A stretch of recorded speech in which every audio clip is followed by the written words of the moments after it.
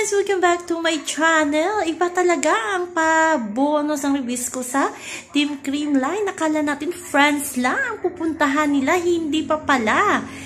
Ang iba, humati ang Creamline girls. May Team Paris France at may Team Switzerland ngayon. Sina Eliza, Bea, Denden, Lovebirds sa si Jella, Kyle and Toots. Michelle ay nasa Paris, France. At ang iba namang Creamline girls ay nasa Switzerland, sina Pons at iba pa.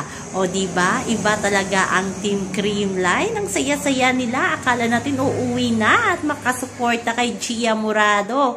Pero talagang sinulit nila ang bakasyon na binigay sa kanila ng reviews ko. So happy-happy tayo para sa Team Creamline.